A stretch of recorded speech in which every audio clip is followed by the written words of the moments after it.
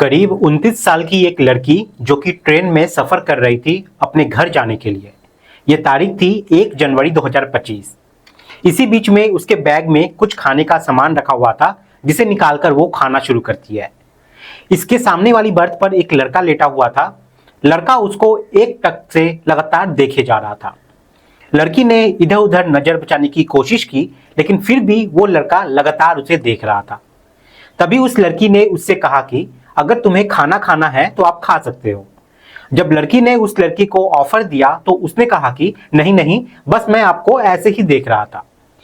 अब ऐसे ही इन लोगों की बातचीत का सिलसिला जो था वो शुरू होता है। दोनों एक दूसरे की खाने की चीजें एक दूसरे से शेयर करते हैं और एक दूसरे की जिंदगी के बारे में बातचीत करना शुरू कर देते हैं। लड़की ने बताया कि मैं सिविल जज की तैयारी कर रही हूं और मुझे जज बनना है। अब जो लड़का है वो ये बात सुनने के बाद बहुत ज्यादा इंप्रेस होता है और कुछ इस तरीके से इनका जो ये सफर है वो पूरा हो जाता है और वो लड़की लड़का अपने अपने घर चले जाते हैं। एक बार फिर से इसी ट्रेन में लड़की अकेले सफर कर रही थी और सफर करते करते कब वो गायब हो जाती है उसका पता किसी को नहीं चल पाता। उस लड़की को ढूंढने के लिए 4 जिलों की पुलिस, 2000 से ज्यादा सीसीटीवी कैमरे खंगाले जाते हैं। आखिरकार वो लड़की इस देश में नहीं बल्कि दूसरे देश में मिलती है। जब वापस लौट कर आती है तो लोगों को यकीन नहीं हो रहा था। संभवतः ये मध्य प्रदेश के इंदौर शहर की एक ऐसी कहानी है जो राजा रघुवंशी के बाद सबसे ज्यादा चर्चाओं में रहती है। नमस्कार, मैं मुकेश। आज की जो सच्ची घटना मैं आपको सुनाने जा रहा हूं, ये सच्ची घटना है मध्य प्रदेश के इंदौर रेलवे स्टेशन की। 7 अगस्त 2025 की शाम लगभग 3 बजे के आसपास का वक्त हो रहा था। 29 साल की एक लड़की जिसका नाम अर्चना तिवारी होता है, जो कि अपनी ट्रेन का इंतजार कर रही थी। उसकी ट्रेन नर्मदा एक्सप्रेस होती है। आखिरकार ट्रेन का सफर शुरू होता है और जो रास्ते में खाने पीने का सामान था वो खाती पीती है। अब रात के 10:15 के आसपास का वक्त हो रहा था। अर्चना तिवारी ने अपनी मां को फोन लगाया ये बताने के लिए कि वो भोपाल के आसपास पहुंच चुकी है और अब वो आराम करने जा रही है, इसलिए बात नहीं हो पाएगी। और ये भी कहती है कि भैया को सुबह ही 6:50 के आसपास आप कटनी के रेलवे स्टेशन पे भेज देना मुझे लेने के लिए। अब इसके बाद उस लड़की का नंबर अचानक से बंद हो जाता है। अब अगली सुबह 8 अगस्त 2025 की सुबह 6:50 से पहले ही उसका जो भाई था वो रेलवे स्टेशन पर अपनी बहन का इंतजार कर रहा था। जो ट्रेन थी नर्मदा एक्सप्रेस, वो अपनी निर्धारित समय सीमा पर स्टेशन पर पहुंच जाती है। उसमें से बहुत सारे मुसाफिर उतरते हैं लेकिन बहन नहीं उतरती। अब वो परेशान हो जाता है। तत्काल ही वो अपनी माँ को फोन करता है और कहता है कि माँ, अर्चना तो दिखाई नहीं दे रही, अब करे तो क्या करे। अब ऐसी स्थिति में उसकी माँ अपने भाई को फोन करती है जो कि अगले स्टेशन उमरिया पे ही रहता था। वो अपने भाई को फोन करती है और सारी कहानी बताती है। अब उसका जो भाई था वो उमरिया स्टेशन पे पहुंच जाता है। ट्रेन आती है और अर्चना के मामा उस सीट पर पहुंच जाते हैं जहां अर्चना बैठी हुई थी। तो देखते क्या है कि वहां पर उसका बैग रखा हुआ था। सामान तो रखा हुआ था लेकिन अर्चना वहां पे दिखाई नहीं दे रही थी। आसपास के जितने भी लोग थे उन सब से पूछा जाता है लेकिन कोई सही जवाब नहीं दे पा रहा था। अब अर्चना का जो मामा था वो अपनी बहन को फोन लगाता है, यानी कि अर्चना की मां को फोन लगाता है और कहता है कि अर्चना का सामान तो मिल गया है लेकिन अर्चना नहीं मिली है।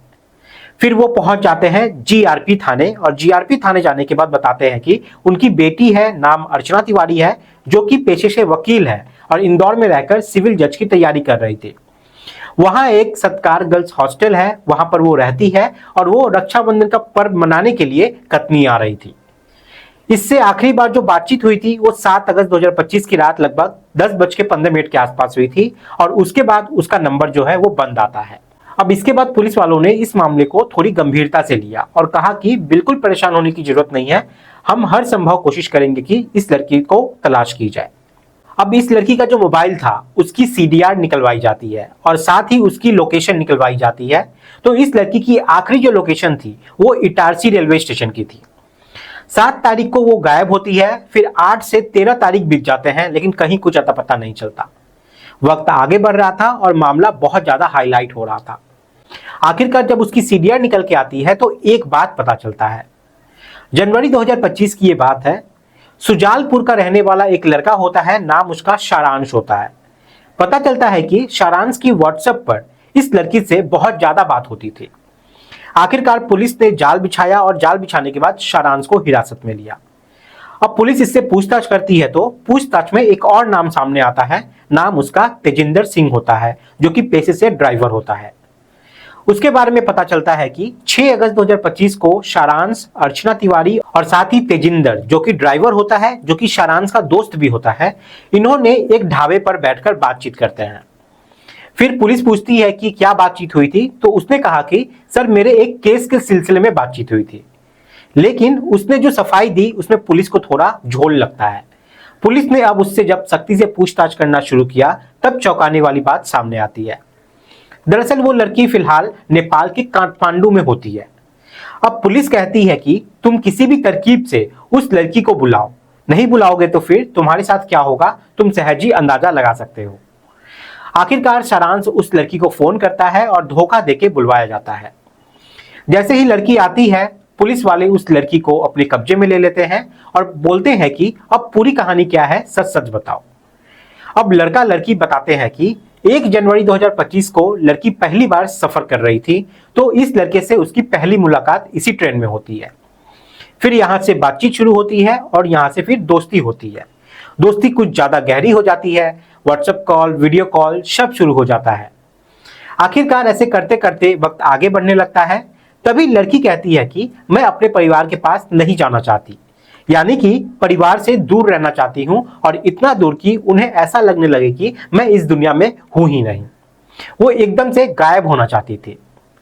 लड़के ने कहा कि तुम भाग क्यों नहीं जाती हो।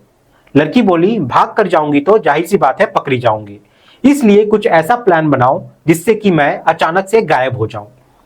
अब प्लानिंग ये था कि जब लड़की 9 अगस्त को अपने घर से रक्षाबंधन के त्योहार पर जाएगी तो इसी बीच में वो ट्रेन से गायब हो जाएगी। अब इस तरीके से ये प्लानिंग तीनों मिलकर करते हैं, यानी कि सारांश, उसका दोस्त तेजिंदर और साथ ही वो अर्चना तिवारी, और इसकी जो मास्टरमाइंड थी वो अर्चना तिवारी ही थी।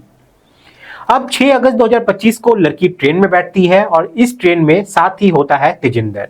अब ये कहते हैं कि एक इटारसी रेलवे स्टेशन है, उस रेलवे स्टेशन पे ज्यादा कैमरा वगैरह नहीं है। यदि यहां से गायब होते हैं तो जाहिर सी बात है किसी को पता नहीं चलेगा। अब इटारसी के आसपास के जंगल में पहले से ही सारांश अपनी एक कार लेके इंतजार कर रहा था। आखिरकार तेजिंदर अर्चना को लेकर ट्रेन से उतर जाता है और लड़की सारांश के पास चली जाती है। फिर वहां से इटारसी से सुजानपुर, सुजानपुर से बुरहानपुर, बुरहानपुर से 13 अगस्त को हैदराबाद, और फिर 14 अगस्त को ये हैदराबाद से जोधपुर पहुंच जाते हैं। फिर दिल्ली, और दिल्ली से सीधा काठमांडू 15 अगस्त को पहुंच जाती है और वहां पे वो आराम से रहने लगती है। लगभग 13 दिन तक ये सब चलता रहता है और आखिरकार जब ये पकड़े जाते हैं तो उससे पूछा जाता है कि तुम भागी क्यों, ये बताओ। तो उसने कहा कि मेरे घर वाले कहते थे कि तुम शादी कर लो, लेकिन वो शादी करना नहीं चाहती थी, उसे सिविल जज बनना था और उसके लिए वो तैयारी भी कर रही थी। लेकिन घर वाले कह रहे थे कि अब की बार जब तुम इंदौर से घर आओगी तो फिर तुम्हें वापस नहीं जाने देंगे, इसलिए वो अपने घर से दूर जाना चाहती थी, अपनी पढ़ाई को पूरा करना चाहती थी। फिर पुलिस वाले पूछते हैं कि तुम सारांश के साथ ही क्यों भागी, क्या तुम दोनों के बीच में कोई अफेयर चल रहा है। तो उसने कहा कि हम सिर्फ एक अच्छे दोस्त हैं। अब जो भी कहानी उसने पुलिस को बताई, पुलिस ने वही कहानी मीडिया को बताई। जब पुलिस से पत्रकार पूछते हैं कि इसमें एफआईआर दर्ज क्यों नहीं कराई गई, तो वे कहते हैं कि लड़की लड़का जो है वो बालिग है और बालिग होने की वजह से वो अपना अच्छा बुरे का फैसला खुद ले सकते हैं। लड़की ये भी कहती है कि उसके साथ कोई गलत नहीं हुआ है, इसलिए यहाँ पे एफआईआर दर्ज नहीं की जाती। फिलहाल इस लड़की को उसके परिवार वालों को सुपुर्द कर दिया गया है। दोस्तों, इस पूरी घटनाक्रम को सुनाने का उद्देश्य किसी को परेशान करना नहीं है, किसी का दिल दुखाना नहीं है, बल्कि आपको जागरूक करना है, आपको सचेत करना है। आप सब लोग अपना ख्याल रखें, सुरक्षित रहें। जय हिंद, जय भारत।